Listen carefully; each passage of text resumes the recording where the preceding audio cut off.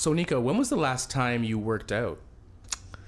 Funny story. Is that how we're starting it? We're going to start it with a funny story. There's no real answer to that per se, but my friend had me doing one of those 30-day, do some squats, do some crunches, whatever. I lasted like 4 days. I don't know. You did this, what, 12 years ago? I did it. No, I did it in the summer. I was trying to lose some weight. Now it's just living on coffee and cigarettes. Basically, that's my exercise. I don't know.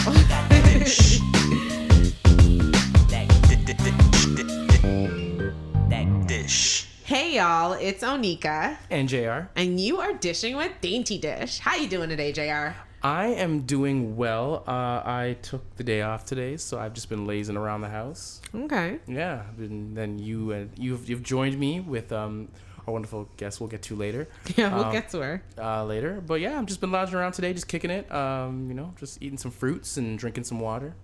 It's my life. Fruits and water. That's your life. That's my life today. Fruits and water. Fruits and water and a good book. I'm energizing my body, reading a good book, and making sure my head is where it needs to be. So I guess I'm working on my mental health today. You guys, you could say. You know, I'm taking a day to regenerate. A mental health day. Those are always good. Yeah. I take those from work sometimes without their permission.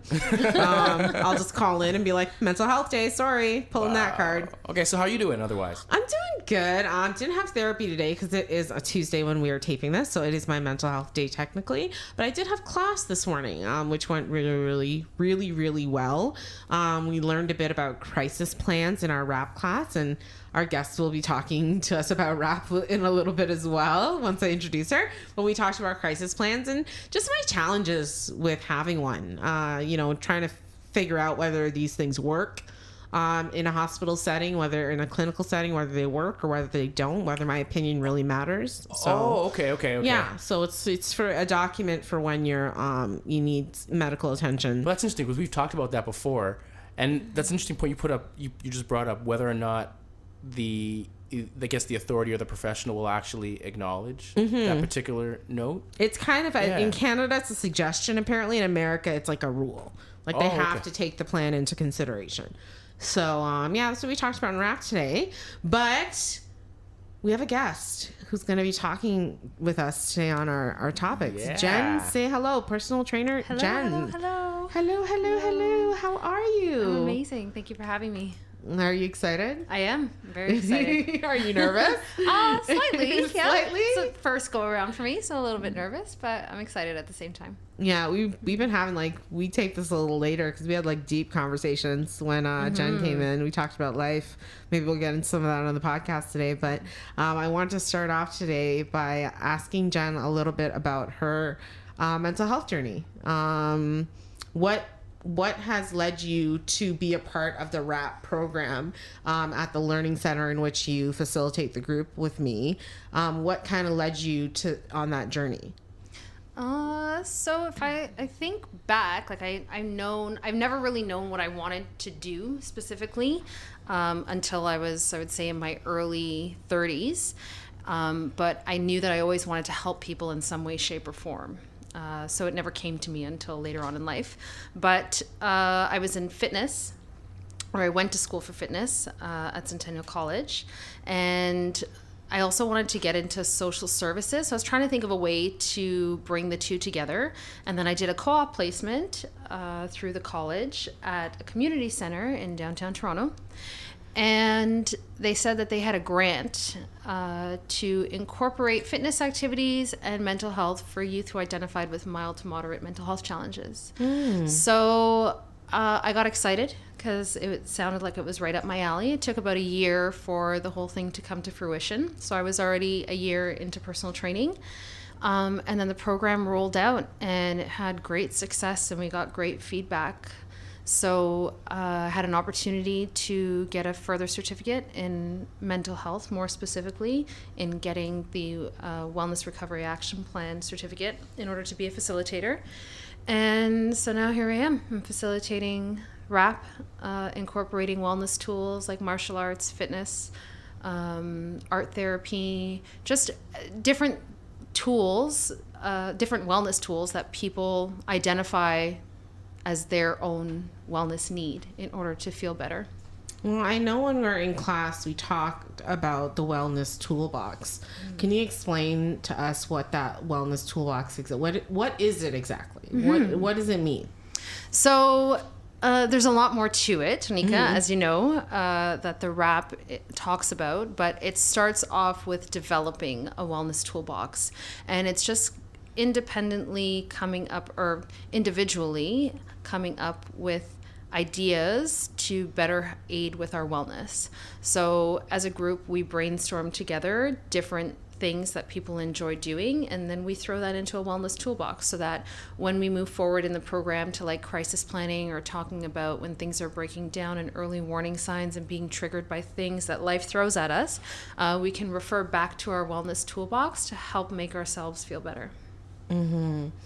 We did have a guest talk about how important wellness, Gina Simone, talk about how important having a wellness toolbox is. What are some of the things in your wellness toolbox? So for me, fitness.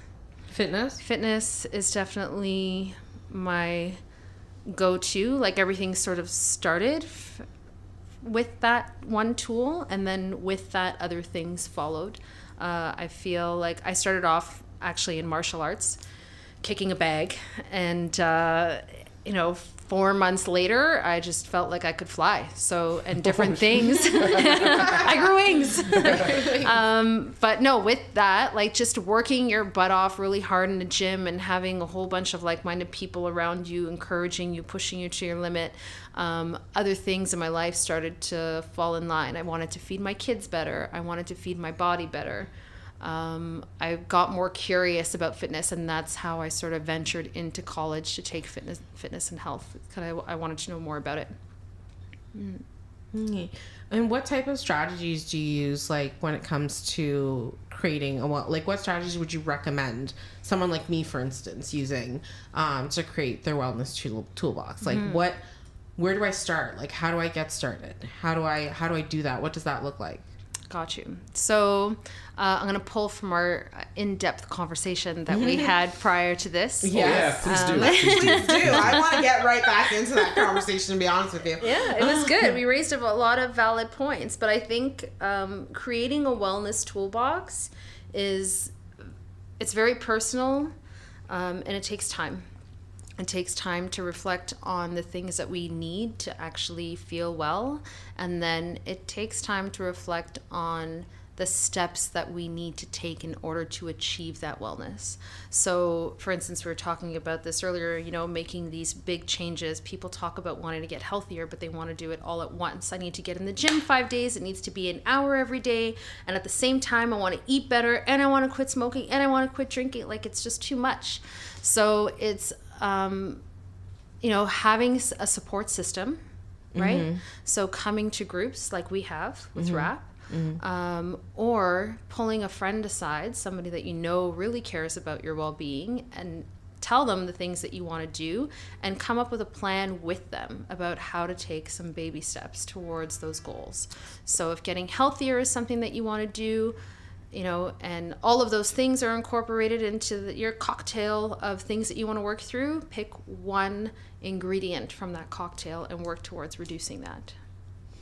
So why do you think it's so important for people, especially people with mental health issues, all people really, to have a wellness toolbox? Like, we have previously on the show talked about things like triggers, and we did have our discussion about early warning signs. So how can having a wellness toolbox affect those two things, for instance? I think, like for me personally, before I started doing RAP, I'd have these self-talks where it's like, I should do this and I should do that, and I want to do this and I want to do that, but nothing would ever really get implemented. And then when I came to discover RAP, I realized that, although RAP's content includes everything that I've thought about, it has it all organized in one place where I can actually address issues on paper and deal with them one step at a time. So with developing a wellness toolbox, it helps to really break down the issues that I'm trying to work through and deal with them one step at a time. Okay. Okay. So having a wellness toolbox is essentially creating this this package of tools that allow you to break all the things down in your life and into smaller tasks so you can, I guess, accomplish your ideal goal. Correct. Okay. Yeah. Jared, what would be in your wellness toolbox, do you think? My yoga mat. Your yoga mat? Yeah, that's like a daily thing. That's like a energy thing. Like, because I spend so much time being surrounded by people that I deem with I can't to have negative energy. And now I'm finding that like I'm around people with positive energy, and I'm just meeting people that have the same type of energy, and I can kind of tell when someone's just like, this is not going to be a good person, or this is not going to be a good relationship. So I think that just being in that environment, going to yoga, just being surrounded by that positive energy has allowed me to be able to sense positive and negative energies. Like, I think that has to be in my toolbox. That's in your toolbox. Honestly, I don't know what's in my toolbox half the time. I can't seem to figure it out for myself, I feel. I started smoking again. Now mom knows. I started smoking cigarettes again, and I've just been feeling recently like I need that change, and I need to do something for my mental and physical wellness. And I just don't seem to know where to start. So do you have a recommendation for me? Yeah, so I can relate to that story very well, and I'll share it publicly because I recently did on my Facebook page, and you know, I did. Well, it's because on Facebook, it is. So it's real. Well, because it was Mental Health Day. Okay. Right? And I work in mental health, and I think it's important to talk about challenges in order to overcome them. So I aired out my dirty laundry. I'm a personal trainer, and I've been doing it for 3 years, and I've been smoking at the same time, you know, but as I was saying earlier, it's been my comfort, you know, in a very deceiving, lying to me kind of way. You know, it's been there in times when I didn't think anything else or anybody else was there. You know, and I just let go of it recently, but I had to, for lack of a better term, air out my shit to somebody and just say, like, okay, it's about time you see me for who I am. Like, I do smoke and I need help, you know, and this person has held me accountable and comes to the gym with me. And so I was saying to you earlier, for some reason, I find as a people, we tend to care more to do for others than for our own selves, right? So for me to not go when I'm asking him for help, I have to go because he's holding me accountable and he's waiting on me. And if I don't go, I feel like a jerk, right? So I feel like in times of struggle, it's really important to be super real with somebody that you know you can be real with, and tell them that you need help, you know, and you're going to have your days when you crack and you fall and you stumble, but the effort has to be there, of course, on your part, right? But having somebody else hold you to that, I think, makes all the difference because we don't always have the energy ourselves. So I should start with honesty and accountability in my wellness toolbox. Yeah, I think so. We talk about that too in RAP, right? Having a support system. It's important. That peer-to-peer sort of person that you can go to that's not, you know, trying to discipline you and tell you all the things that you already know yourself, right? Just somebody who's going to be there to encourage and support and help you along through the process and push you, not to scold you. That's not the idea of support, right? It's just somebody by your side. Yeah. I mean, I just kind of feel like the wellness toolbox is one of those things that is probably the most challenging thing for me to come up with, especially with the way that I'm feeling currently.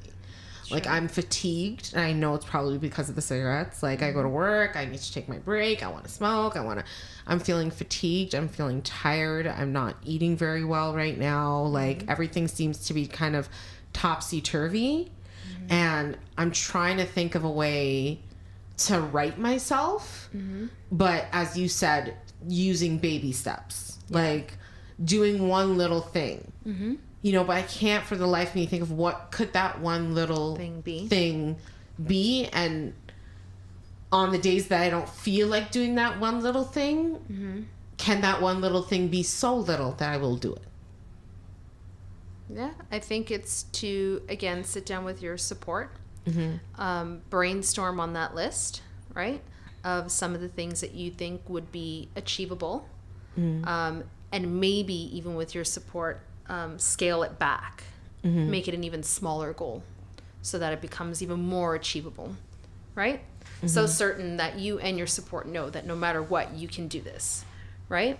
So, because sometimes it's easier to come up with a bigger goal because we have an idea of where we want to be. It's always that we can't see how to get there, right? So if you sit down with somebody and you scale it back to make it small so that it becomes certainly attainable. And then for me, everything starts with nutrition, right? Because we talked about this earlier, and the analogy that I use is like putting diesel in a Ferrari. It ain't going anywhere. It ain't getting far. You know what I mean? But if you put premium gas in that thing, it's going to fly, and it's going to last you a hell of a lot longer. So making realistic nutrition goals, of course, within your means, and then, again, working with the support to make sure that those goals are attainable and realistic, and then working from there. I'm not a millennial, but I've been one of, and this is not because I like spending my money on takeout food. I don't like to cook, to be honest with you. I told you I can cook my 4 or 5 meals. Julian doesn't believe it. He wouldn't eat it, but he wouldn't taste any of it. He has a very specific palate.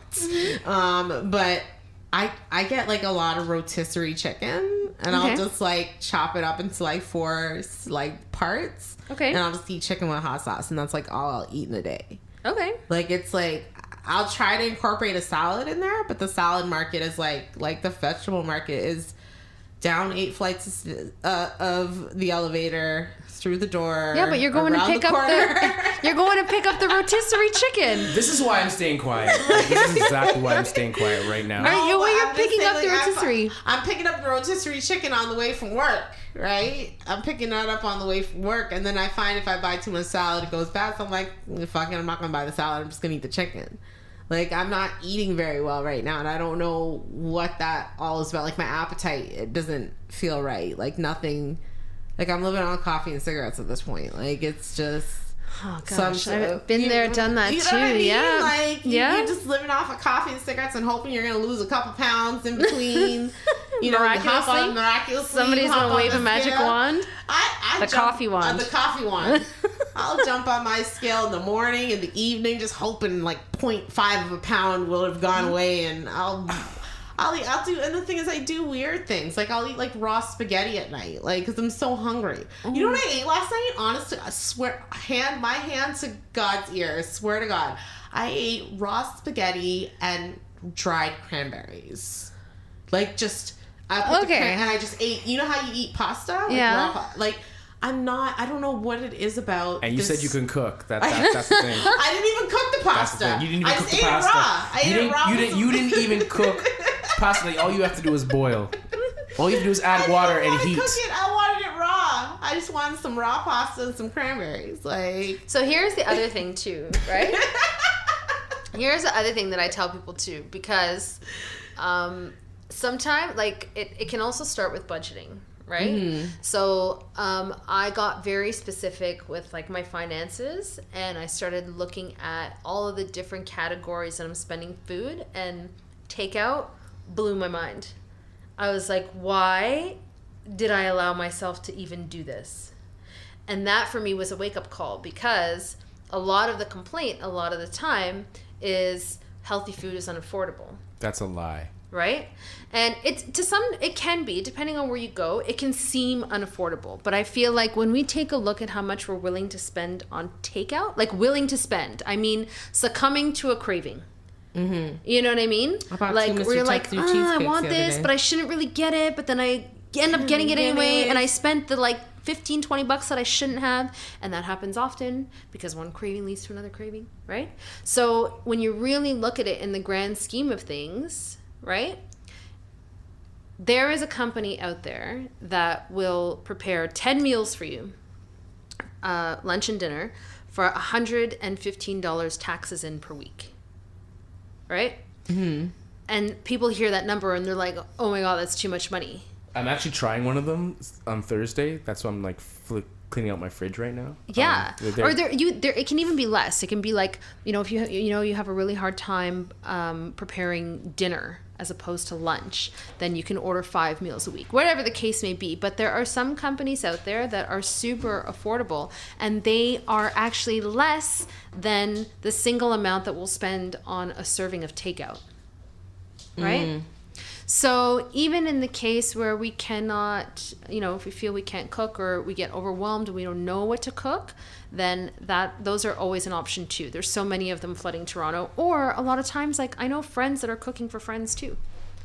My sister was meal prepping for me for a little while. There you go. Yeah. She was meal prepping for me, but then she just ghosted. I don't know where she went. Or grab onto a couple of people that are having the same struggle and hold each other accountable to meal prepping together. Everybody would get it done in like 2 hours on a Sunday or Saturday together. Yeah, Good Food is what I'm trying. They dropped off like one of those things in my lobby and they were like, $45 off. I don't know. It's like $65 for like a week. Of 10 meals? I think it's like 6 meals. Okay. So Eat Savage is the one that does, if you pick their like chef's choice. And the great thing about them too is they're all like locally sourced, all of their products. Okay. So it's really good for, there's a bunch of cool options. Like I'm trying it. I'm doing it just because I'm like, I want to try cooking something new. I want to like see some new recipes, and I'm like, I don't have to go out and buy all the ingredients on my own, so I'm just like, and it's so quick, right? Because they'll send you like the oil in a little thing, and I've heard so literally that, it's just like everything and you're done. So I'm looking forward to this. I'll be able to talk about that next me week. some. I mean, I got a job, I could do something like that. I haven't grocery shopped in a month. That's like problem. That's takeout. That's takeout. For it's been all month. takeout. Rotisserie chickens and all Mr. Tetsu are you making coffee at home? No, I buy coffee every day. Starbucks. Calculate that what? Starbucks. It's $2.57 a day. Well, sometimes I'll get I'll get a coffee before work, and then I'll get a coffee on my break. So it's like $5 for coffee a day. That's ridiculous. See? Yeah. And the thing is, so she comes to my place, if she comes on like maybe like a Saturday when I've just done groceries, and sometimes I'll do groceries at Longo's depending on how good of a week I've had. She'll be like, you shop at Longo's. I'm like, okay, but I spend way less money than you do on takeout. I spend a lot of money. Takeout's one of my like biggest. But that's the thing. Like I used to say that too. Like I spend a lot, but you don't know how much you're spending until you like calculate that, and you'll smack yourself. I need to calculate it. It'll be a mind-blowing number to you. Yep. So that'll light a little bit of a fire. The other thing is working on the flip side. So I'll say if nutrition is like so much of a struggle because it's overwhelming to plan, I'm just so stuck in my habits, I can't deal with my cravings, then I'm like, get to the gym. Make that your first goal. If nutrition is so overwhelming, make it your first goal to get to a gym, get to a fitness class, and the harder your body works, the more your cravings will subside because your body will automatically start demanding better fuel. Let's talk about your fitness journey. Well, before we go there, I found that if you stop eating takeout, you'll have some extra income, and you'll be able to apply that to other things. Like, so for me, when I play dodgeball, it's like $100 for like 8 weeks. Well, if you go without takeout for 2 weeks, look at that. You've paid for 8 weeks of dodgeball, of some sort of activity that you may enjoy. So anyway, keep going. Yeah, no, I wanted to talk about your fitness journey for a little bit as well. Just you said you had gone to school for fitness. You're now doing personal training.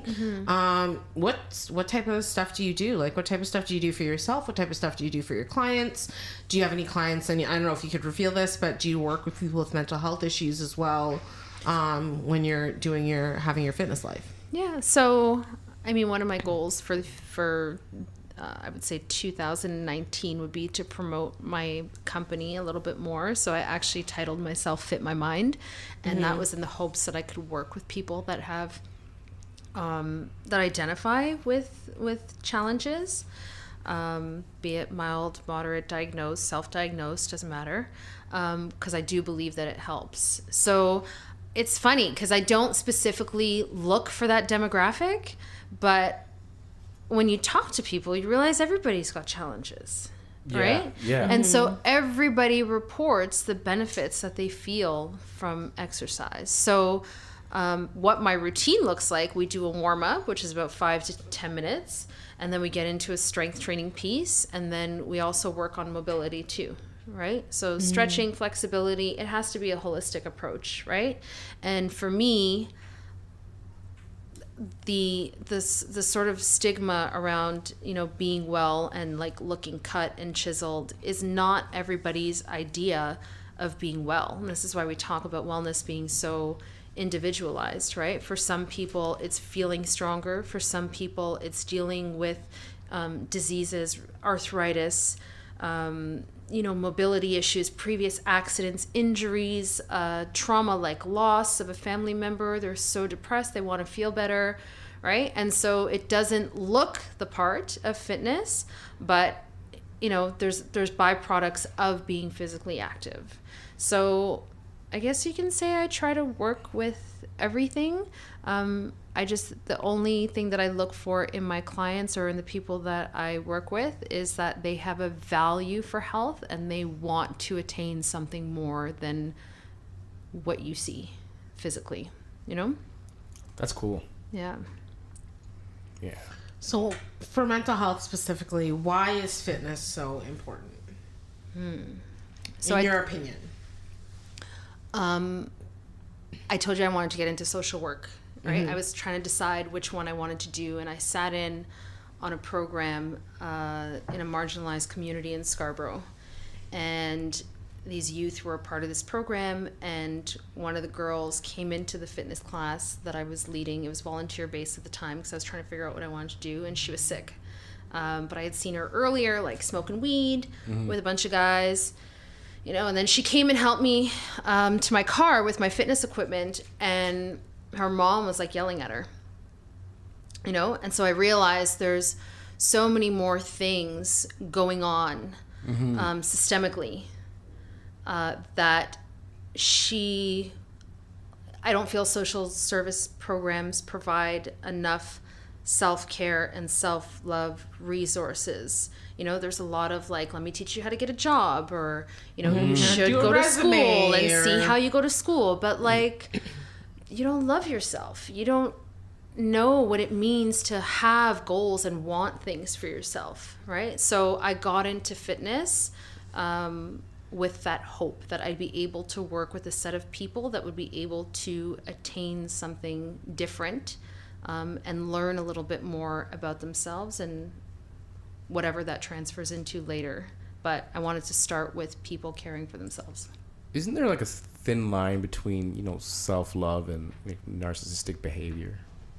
And how do you deal with that? Self-love and narcissistic behavior. Give me an example. So a byproduct of working out is you know, you're gonna look good, but walking around. Okay, you're correct, right? You said sometimes. Yes, you're right. You're right. Yeah. Sometimes you'll look good. Now walking around and saying I look great, and then, you know, creating an Instagram account that showcases the new body that you have, your booty and your six-pack, your new booty, where you know the photo where, you know, like the ass is showing, but you're trying to make sure that it's not showing. You're just kind of looking back. He's obsessed with this Instagram photo. I just want you to know he's obsessed with this Instagram photo. That photo's no good. I love to look at them, but that photo's no good. That photo means no good. But like, what about that? Like when you get to that stage where you're, you know, you've passed self-love and you're moving towards, you know, these tendencies that are bit beyond self-love. You're getting a little. I mean, you can't control anybody's behavior of anything, or their interpretation, or their perception, or their ideology, right? Like this is why I talk about like fitness is so from way back. You see the cover of a magazine, you see somebody chiseled, and you're like, that is the epitome of health right there. Or bodybuilders, right? That is the epitome of health. Well, if you talk to these people, because they are people, they may have tendencies that are not so healthy, right? Like being obsessive and narcissistic and, you know, counting their asparagus because they have bad relationships with food and they are so scared to gain or lose a pound, you know? So it can go so many different ways. What we do know based on research is that with exercise, your mood improves. and your focus improves, and your motivation improves. So that's the only thing I look to achieve. You know, if I ask for somebody's fitness goals and they tell me that, you know, they want to be able to climb Mount Everest, fine, we're going to work and train towards that. But what I'm hoping to hear from you is everything else that comes from that, and a goal achieved that you're happy about. You know, not I want to look good for a magazine, because 9 times out of 10 that stuff doesn't stick anyway. Right? No, truly. Like, for anybody that's fat diets, or like, I'm going on a girls trip and I want to get in a bikini. I've had one of those. So, you know, because there's no appreciation for the journey and the process. See, I told you, it's always about the journey. It's always about the journey. In anything, even with mental health, right? I have a friend who I was talking to the other day, and, you know, in such a trying time in life, and like tears and tears, and, you know, looking for the easy way out. I've been there. We've all been there. But there's a process. There is a beauty in that, because the next time something like this circles back, you'll be able to cross it, no problem. Mm-hmm. You know, so ride it out, tough it out, stick it out, and it will pass. We talked about that too in rap, right? Yeah, we did.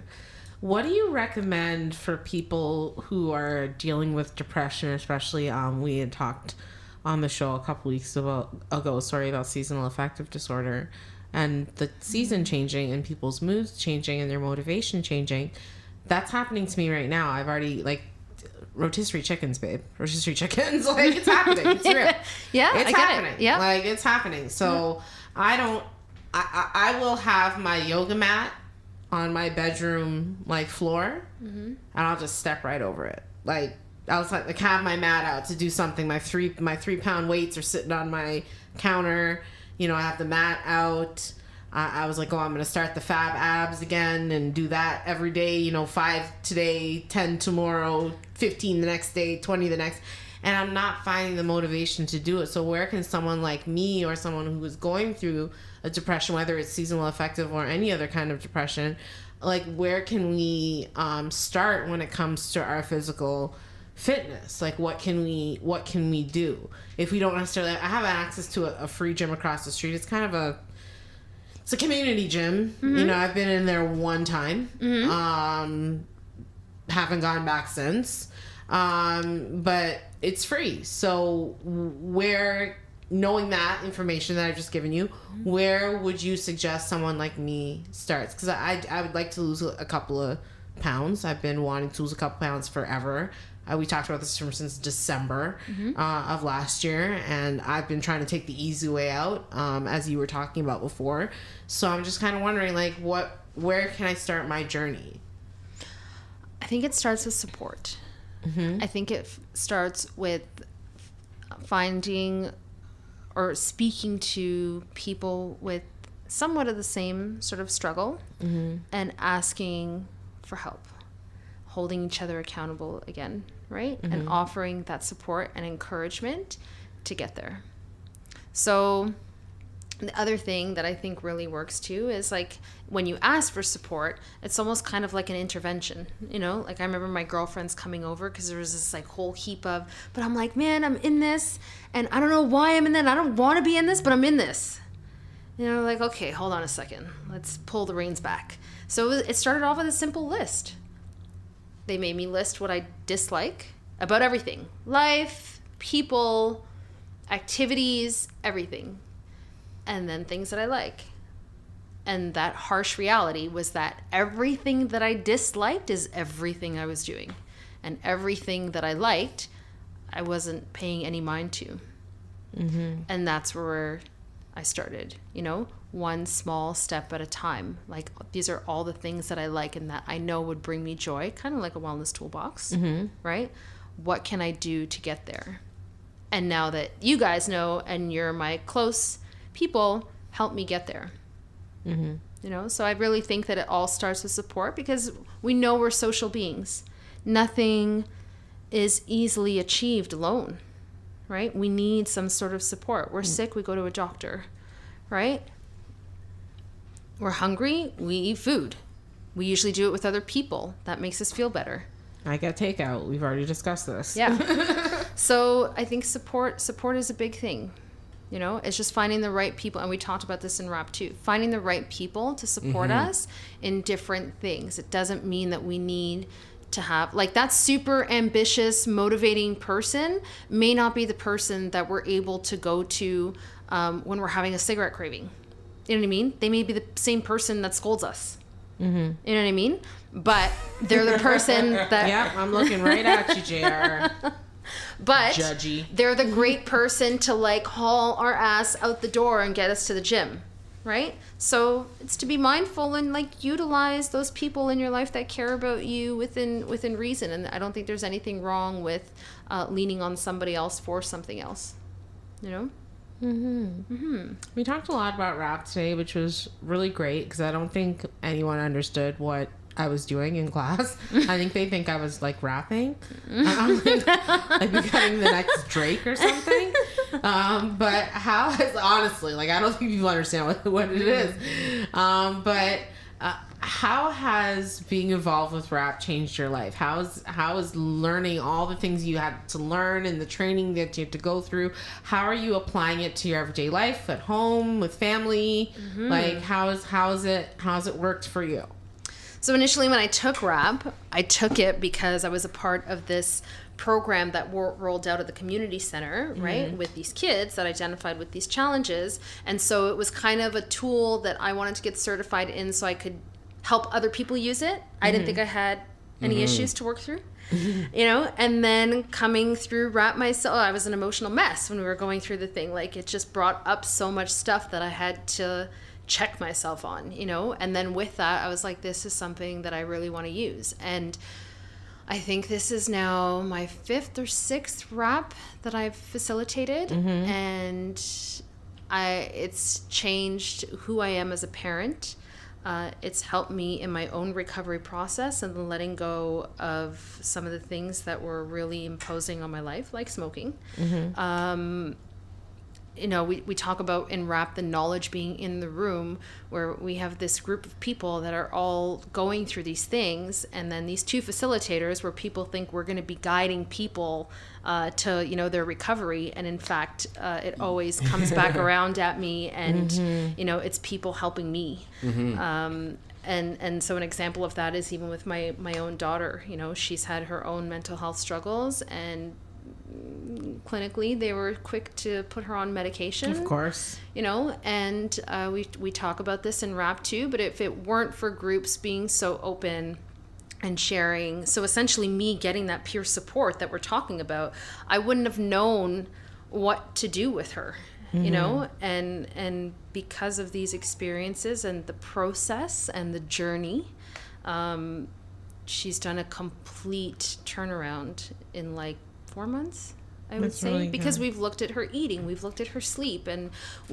you know, she needs wellness tools. We've talked about that too. I did a retreat in the summer up at my parents' cottage, and she was a part of that too. You know, she went through rap on her own too. So I believe it's an important tool, and it's not always the easiest. It's a big binder to look through and fill out, and it can be really overwhelming and have you face some things that you don't really want to, but you can do rap as many times as you want, and you can go back to it at any time and look to complete it. It's a useful tool just for life. It doesn't have to be anybody going through crisis, just life's challenges in itself. It's important. That's great. So setting goals is important. You mentioned something there quickly about sleep being important. So huge. What kind of role does sleep do for fitness? Because I mean, in everything that we talk about, we really rarely touch on the importance of sleep. So I know with mental health, it's got to be important. I know whenever Onika used to talk about not getting enough sleep, that your day's messed up. Yeah. So but yeah, I want to know what proper sleep. I mean, so sleep, here's another piece of information too, like eating so close to bedtime. So you got to think about a recharge, a complete reboot of your body in order to be fresh and ready to go the next day. So that means everything needs to completely shut down and just chill and do as little work as possible. That's what our sleep is for. Eating meat, right, takes about 5 to 6 hours to break down in our body. Okay, eating veggies takes about 3 to 4. So we've heard in the past, don't eat so close to your bedtime. Nobody ever talks about why. But if you're eating so close to your bedtime, your body's never relaxed. It's trying to break down and work this food. So all through the night, your first 4 or 5 hours of sleep where your body is just trying to chill and do nothing, it's doing all of this digestive work. So that's one piece of it. And we hear about like irritable bowel syndrome and colon cancer, and 9 times out of 10, it's people really abusing their digestive systems and not taking these things to account, right? So, and then of course, sleep needed for your muscles to be working at an optimal level, and then for your brain to be functioning at an optimal level. Like, everybody can put it to the test, right? Try and sleep for like 3 hours and get out there and conquer your day like you typically would if you had just slept 8 hours and had a really good workout and ate 3 good meals. From one day to the next, you would feel a huge impact on your body. I ate that chicken at 11 o'clock last night. 11, it was a piece of breast. I ate it at 11:30 I got home, and I ate it, and that could be very well like the reason why I had 0 sleep last night. My sleep patterns have been completely off. Yep. I mean, it's because I work so much. Like I work shift work. I work in retail. So I do a lot of shift work, and I find that like my sleep is sorely lacking because like I'll take my meds at a certain time. I'll take my meds at 11:30, and I kind of feel like that the sedatives that I take for sleep should do the trick. But if you're saying, my body's breaking down food as I'm trying to sleep, and then I get up and eat spaghetti and cranberries, then you're not allowing allowing my body to relax and get the sleep. I've really been feeling the fatigue over the last couple of days, and I haven't been sleeping well. And I thought it was I'm always too quick to go to the medication.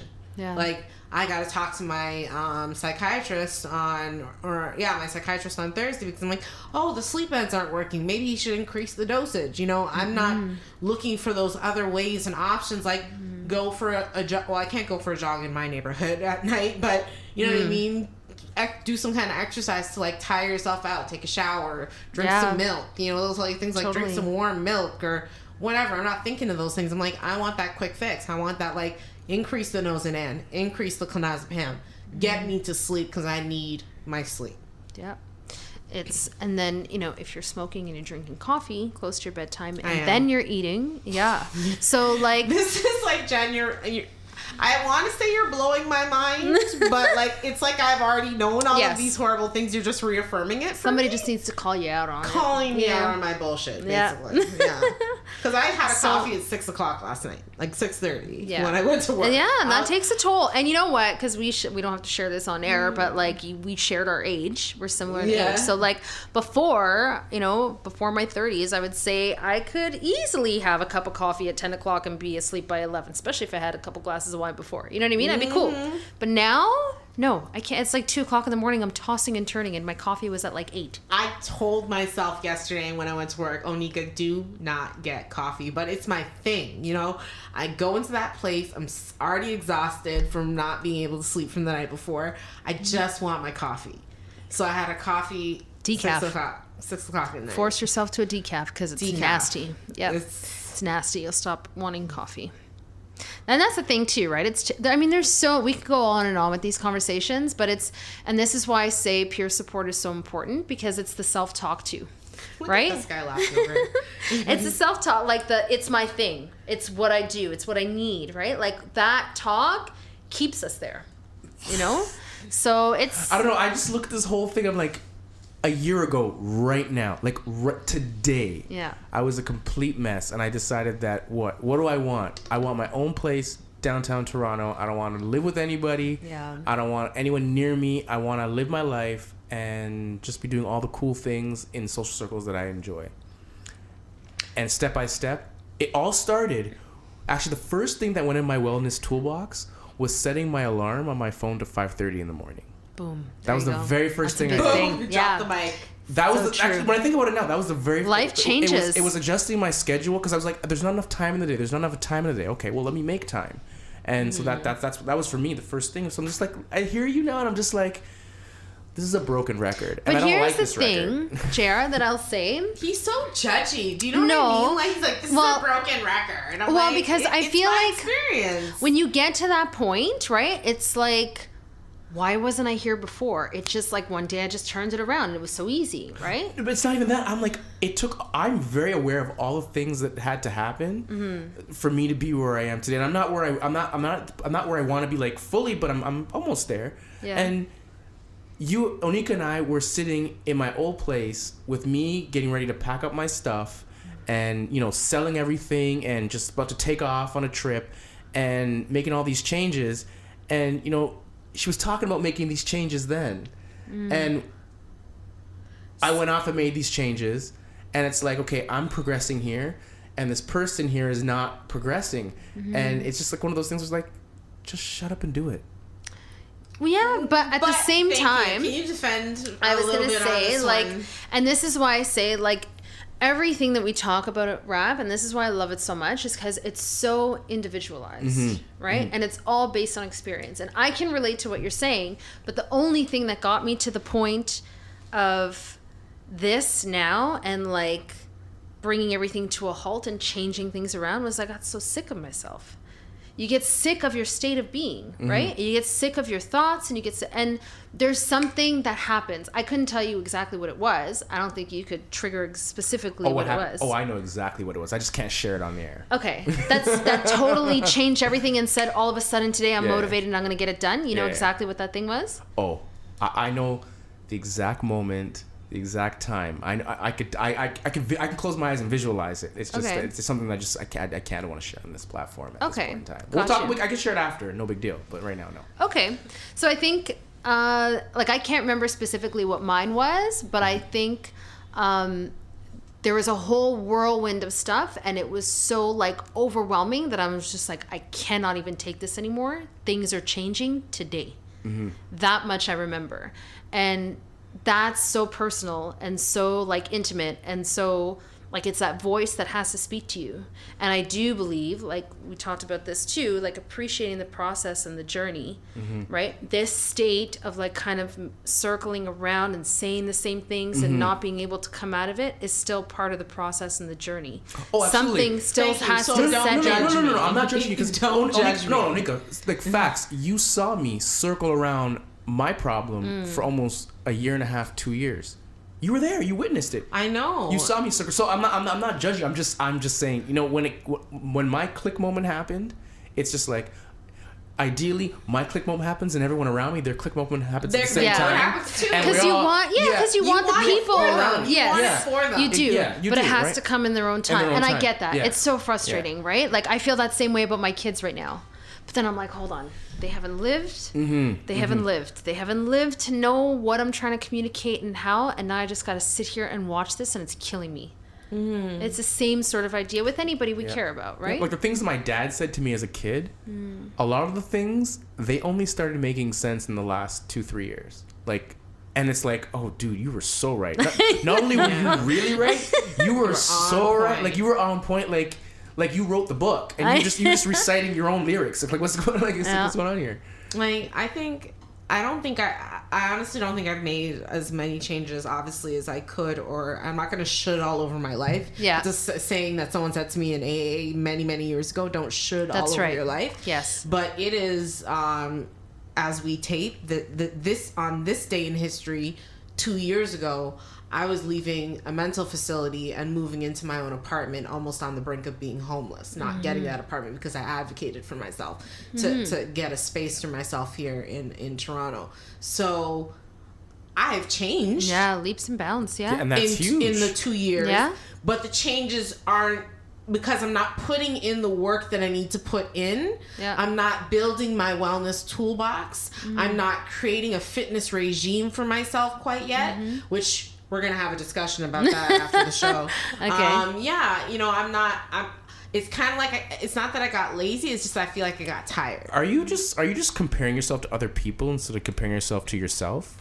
No. Because I find that if you start looking at your life and comparing yourself to other people, you're going to be really depressed. But if you start looking at yourself and say, okay, you know what, this is where I was 5 years ago. Am I better off today than I was then? Yes. You start feeling good. Oh, am I better off today than I was last week? Yes. Yeah. Like you start feeling way better. You kept saying this date in history, and then I have to look at the actual cell phone and see the date. And I'm like, holy shit, I would have been the first day in my apartment. I would have been super just low. There was boxes everywhere. I was depressed. I was sleeping on the floor. I wasn't going out. I was smoking pot. I was like, I was a shit show back then. And I think I've gotten a little bit more together since then, going to school, working, doing my thing. But there's still changes I know that I need to make in my life to get to where I need to be. Sure. And I think the thing that has resonated with me the most in this conversation with you, Jen, is, and JR, of course, is having that support system, making sure you have your team, making sure you have an accountability partner for what you're doing. And it might not be the same person, like you said. It could be different people motivating you, pushing you, helping you to get to where you need to be. But no man is an island. No man can do it, or woman can do it on their own by themselves. And I'm got to start reaching out and asking for help. And that's something that I've always found very, very challenging. Yeah, I think society makes it challenging, because how many times do you hear, do you, right? I don't need no man. I can do this by myself. Right? Like, so we just had that conversation. And you know what? On the flip side too, there's a lot of guys out there that have many things to say about like women. So we're in this society where it's like, be independent, do your own thing, do you. You know what I mean? But we weren't made like that. You know what I mean? Like, I agree. Yes, we can work on ourselves, and yes, we need to want for ourselves. But to spearhead everything alone, like single moms are having a hard time. They'll tell you. It'd be easier if I had somebody else. You know what I mean? But they're doing it. So if we have to, yes, we do things alone, right? But just because you have to doesn't mean you should. Not all the time. No, that's what I'm saying. It's kind of a fine line, right? Like, I feel like we need to be working on ourselves for ourselves, but at the same time, this whole like, nobody wants to hear about any negativity, right? It's referred to as negative energy. But everyone's going through stuff. But nobody's allowed to talk about it because they don't want to burden anybody with negative energy. They don't want to harsh the mellow. Yeah, and it's not like, you don't need to bring me your shit. You know what I mean? Like, I don't need to take it on and have it screw up my day. But I can hear you out, and I can share my experience, and I can give you resources. And if not, we can try and help each other out to figure things out, like, what is wrong with that? Why do we create a problem around that? Because sometimes people want you to solve their problems. They're coming to you. They're coming to you to solve their problems. That I think there's, and I mean, maybe this is something I learned in fitness too while I was in college, but there's a way to coach as opposed to like giving advice. Like, and rap is very much built on this too, right? I'm not here giving you answers. This is an opportunity for you to reflect on yourself and do in your own time and figure out your own wellness, because it's different. I can't come to you and say, this should stop today because it stopped for me today. It doesn't work. Or you should make this decision in your relationship because this is what I did. It doesn't work. You're a different person. You have different perspectives, different experiences that shaped why you're even in this mess to begin with. Right? So there's a fine line, I think. But I don't think there's anything wrong with leaning on people. And in fact, the person that I leaned on, I didn't even really know him. I just saw that he was committed.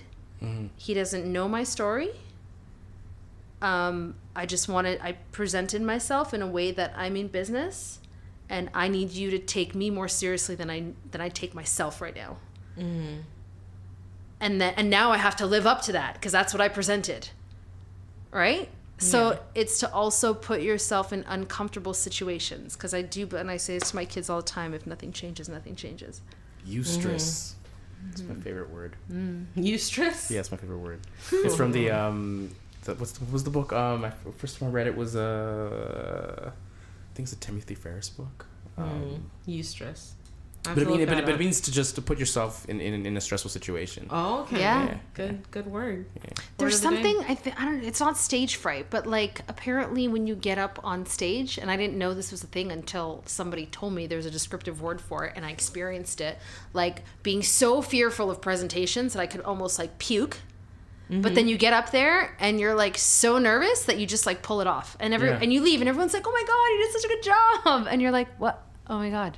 Well, what was I so scared of? Well, the cool thing about presentations is because nobody knows what you're going to say.